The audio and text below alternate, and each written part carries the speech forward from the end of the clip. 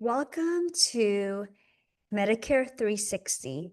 I'm your host, Jennifer Lee, and let's dig into Medicare New Handbook on Section 4, Medicare Advantage Plans and Other Options. So that is on page 67. Medicare Savings Account Plan. Can I get my health care from any doctor, other healthcare provider, or hospital? Yes. You could go to any Medicare-approved doctor or other healthcare provider or hospital that agrees to treat you and has an opt-out of Medicare for Medicare Part A and B items and services. MSA plans usually don't have a network of doctors, other healthcare providers, or hospitals. Do these plans cover prescription drugs? No. If you join a Medicare MSA plan and want Medicare drug coverage Part D, you'll have to join a separate Medicare drug plan. Do I need to choose a primary care doctor? No. Do I have to get a referral to use a specialist? No. What else do I need to know about this type of plan? The plan deposits money into a special savings account for you to use to pay healthcare expenses. The amount of the deposit varies by plan. You could use this money to pay for your Medicare covered costs before you meet the deductible. Money left in your account at the end of the year stays there. If you keep your plan for the following year, your plan will add any deposits to the amount left over. MSA plans don't charge a premium, but you must continue to pay your Part B premiums. The plan will only begin to cover your Part A and B costs once you meet a high yearly deductible, which varies by plan. Some plans may cover some extra benefits like vision, hearing, and dental services. You may pay a premium for this extra coverage. Visit Medicare.gov or check with a plan for more information. So these MSA plans, they're really not that popular. It's just not popular, although, you can go to your any primary care doctor specialist. There is a deductible to meet, so it's really not that popular. Let's continue to page 68, Preferred Provider Organization, PPO plan. So people are very used to this plan as well. A lot of group plans do have PPOs. So let's dive in. Can I get my health care from any doctor or healthcare provider or hospital? PPO plans have network doctors, specialists, hospitals, and other healthcare providers you could use. You could also use out-of-network providers for covered services, usually for a higher cost. If the provider agrees to treat you and hasn't opted out of Medicare for Medicare Part A and B items and services, you're always covered for emergency and urgent care. Okay. Do these plans cover prescription drugs? In most cases, yes. If you're planning to enroll in a PPO and you want Medicare drug coverage Part D, you must join a PPO plan that offers Medicare coverage. If you join a PPO plan without drug coverage, you can't join a separate Medicare drug plan. So remember, there are PPO plans that may not have a drug plan, right? We had spoken about that before, that this plan may not have a drug plan, but if it's a Medicare Advantage plan, you cannot get a separate drug plan. So notate that. Do I need to choose a primary care doctor? No. So sometimes some insurance companies do require a doctor to be put on the ID card, but that doesn't necessarily mean you have to stay or keep that doctor. It's I don't know why they do it, but since it's a Medicare Advantage plan, they definitely have that sometimes. So if they do, don't think you are beholden to stay with that particular doctor. Do I have to get a referral to use a specialist? In most cases, no, but if you use plan specialists in network, your cost for covered services will usually be lower than if you use non-plan specialists out of network. What else do I need to know about this type of plan? Because certain PPO providers are preferred, you could save money by using them. Medicare.gov, visit that or check with a plan for more information. So a little bit more on PPOs. I would say, see how it says in most cases no to get a referral. So yeah, definitely you could go in or out of network. It gives you this flexibility to do that, which people really like. But of course, depending on the covered service, I'm talking about not like the doctor or specialist, there might be approvals needed, such as like the skilled nursing facilities and things of that nature. But of course, if you stay in network, your costs will definitely be lower, which is better for you versus going out of network. But then this gives you the freedom. I would say PPO plans have higher maximum out of pockets, higher coinsurance, copays, deductibles, and sometimes a premium. Well, depending on the plan, plans could have a premium as well. So those are the things. Sometimes what I've been noticing is some plans have lower copays and max out of pockets than some, but their network is not as big, not as robust, maybe just regional based versus national, where there's doctors all over the United States. So keep things in mind. But sometimes those plans, even though doctors, specialists may be at a network, it's still cost effective. So that's when you really do need to reach out to a licensed independent agent that knows what they're doing to help you on that, like me. Okay, so let's keep moving on to page 69. Can I get my health care from any doctor or other healthcare provider or hospital? This is a private fee-for-service, PFFs plans. You could go to any Medicare-approved doctor, other healthcare provider, or hospital that accepts the plan's payment terms, agrees to treat you, and has an opt-out of Medicare for Medicare Part A and B items and services. If you join a private fee-for-service plan that has a network, you could also use any of the network providers who have agreed to always treat plan members.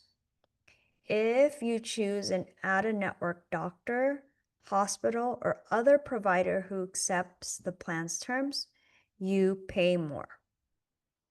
Do these plans cover prescription drugs? Sometimes. If your PFS plan doesn't offer Medicare drug coverage, you could join a Medicare drug plan to get Medicare drug coverage Part B. Do I need to choose a primary care doctor? No. Do I have to get a referral to use a specialist? No. What else do I need to know about this type of plan? The plan decides how much you pay for services. Each year, the plan will send the annual notice of change and evidence of coverage with information about your cost sharing. Some PFF plans contract with a network of providers who agree to always treat you even if you've never used them before. Out-of-network doctors, hospitals, and other providers may decide not to treat you even if you used them before. In a medical emergency, doctors, hospitals, and other providers must treat you. For each service you get, make sure to show your plan member card to provider before you get treated. Visit Medicare.gov or check with a plan for more information. Okay, what can I say about PFFs plans? I would say depending on your region, county, state, these plans may be really popular or they may not be popular. So take, for instance, California, these plans aren't very popular. Let us go to page 70. We're still on Medicare Advantage plans and other options. We are going to talk about Special Need Plan, SNP. A SNP provides benefits and services to provide with specific, severe, and chronic diabetes, certain healthcare needs, or who also have Medicaid coverage. SNPs include care coordination services and tailor their benefits, provider choices, and lists of drug formularies to best meet the specific needs of the group they serve.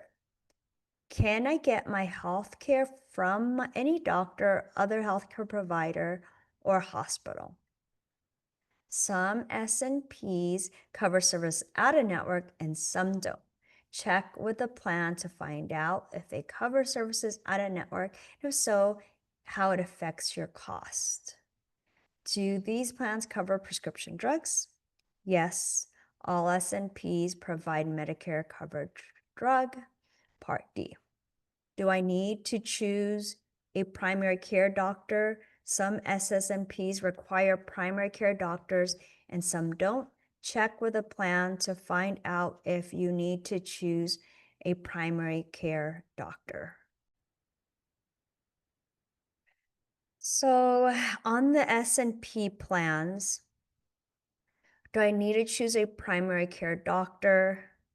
Some SNP require primary care doctors and some don't. Check with the plan to find out if you need to choose a primary care doctor. Okay. Do I have to get a referral to use a specialist? So some SNPs require referrals and some don't. Certain services like yearly screening mammograms don't require a referral. Check with the plan to find out if you need a referral. What else do I need to know about this type of plan? These groups are eligible but not required to enroll in a SNP plan, a SNP plan actually, sometimes we call it. These groups are eligible but not required to enroll in a SNP. Dual eligible SNP, D-SNP. People who are eligible for both Medicare and Medicaid. D-SNPs contract with your state Medicaid program to help coordinate your Medicare and Medicaid benefits. Some D-SNPs may provide Medicaid services in addition to Medicare services. Call your state medical assistance Medicaid office to verify your Medicaid eligibility. So definitely, I always want to make sure my clients are on Medicaid/Medi-Cal in California. Just never know if things have changed. What they have been doing lately is making sure the income is eligible. So sometimes you do have to verify your income yearly to your Medicaid office to keep your Medicaid eligibility.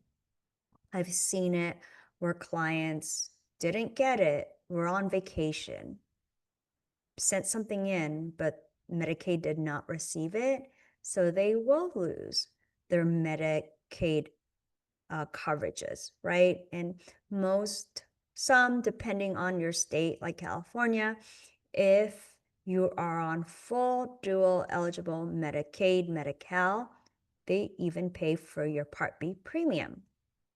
So if that's the case, that's the biggest one. And then obviously all other costs or drug costs that might be substantial. You definitely want to make sure. Of course, sometimes when you are full dual, you don't need a yearly attestation or requirement to provide income because based on like your social security, they already know how much income you're making. And believe me, they know that, right? Because every single year, Medicare, Social Security will look 2 years back on your income and charge you more for your Medicare Part B premium if you made a certain amount, and there are tiers. Let us know and we could help you with that too. Okay, chronic condition SNP, C-SNP, people who have specific severe or disabling chronic conditions like diabetes, end-stage renal disease, ESRD, HIV, AIDS, chronic health failure, or dementia. Plans may further limit membership to a single chronic condition or group of related chronic conditions. So let us talk about that. There are definitely a lot of plans out there. Some are particular to diabetes. Some have diabetes and heart condition on there. Renal disease, the ESRD is on there. Chronic heart failure, mental health. So these are some of the type of chronic condition plans. So chronic condition plans, you could definitely switch on these plans, but more to come on that. So not all plans are created equal. Your area, your county may have a lot of chronic condition plans to choose from. They may not.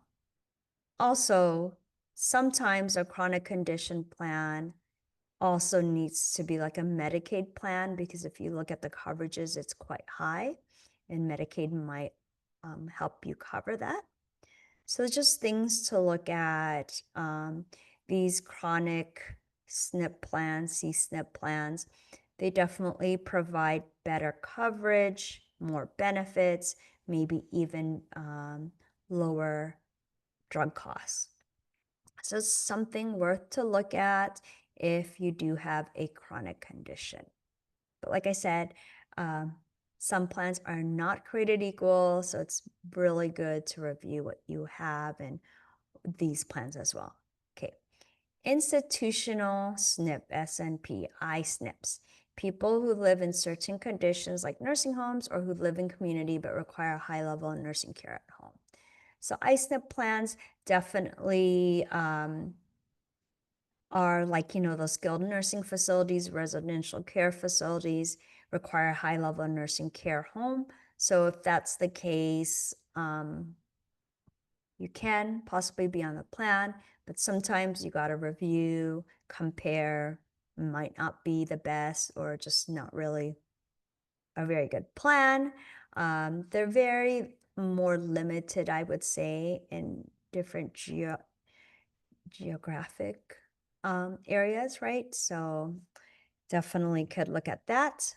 So if you have Medicare and get full Medicaid benefits, you could join or switch an integrated D-SNP once a calendar month. For more information, go to medicare.gov/special-enrollment-periods and select I have Medicare and get full Medicaid benefits.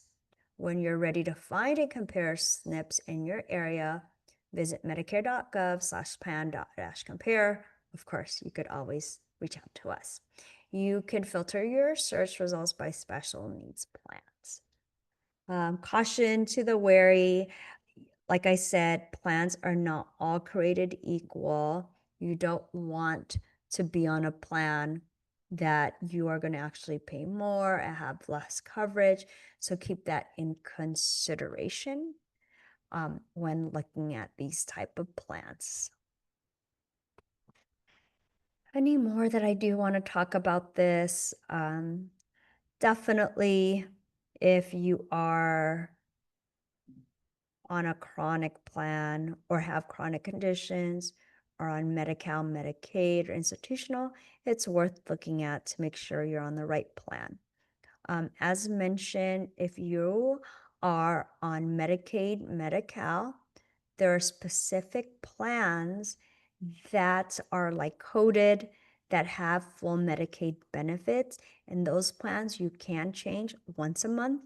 I don't know if you want to do that, but sometimes people do make a mistake or a bad choice or just didn't know. You're able to do that. Chronic condition plans too. If you are not on a chronic condition plan and want to be on a chronic condition plan because you qualify, you could definitely move to that once a year. Something that I've seen very unethical agents do is move a client to a chronic condition plan, a CSNP, knowing that they don't have a chronic condition because that's like a special enrollment period.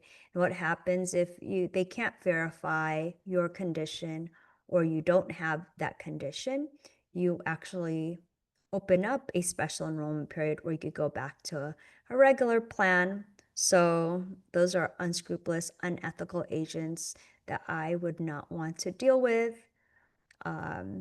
because that's just wrong. That's falsifying something that's not true, right? So I think that's that for that. There are definitely different options. You could join, switch, drop, or make changes to your Medicare Advantage plan. Remember, you must have both Part A and B to join a Medicare Advantage plan during these times. So there's the initial enrollment period, the general enrollment period, open enrollment period. I kind of want to go over this, but we're kind of running out of time too. There's also the Medicare Advantage open enrollment period, special enrollment period, 5-star special enrollment period. So there's just a lot of enrollment periods. I would love to go over it now, but let's save that topic for next time. I would just really be cautious of agents that call you right out of the blue without your permission because technically they are not supposed to call you.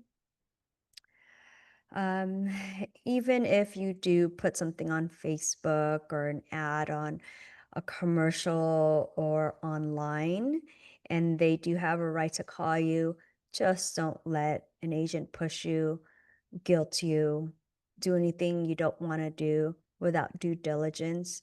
A great agent is not going to pressure you to do anything you're not comfortable with. Do your due diligence before you do switch and change plans. Talk to someone that's reputable, ethical, and has been doing this for quite a while because I'm telling you, you do not want your plan or your health care or your coverage to be something you didn't want, get penalized, and so forth. A little bit of a downer here, but let us just end with that. Of course, there's wonderful Medicare agents as well that you will come across. I do meet clients that are very happy with their agents, so great. That means we still have a job and we're doing our job, right? So I would say till next time, if you have any questions, concerns, issues, don't hesitate to give us a ring. So I'm signing off. Jennifer Lee, Medicare 360 host. I will talk to you soon. Bye-bye.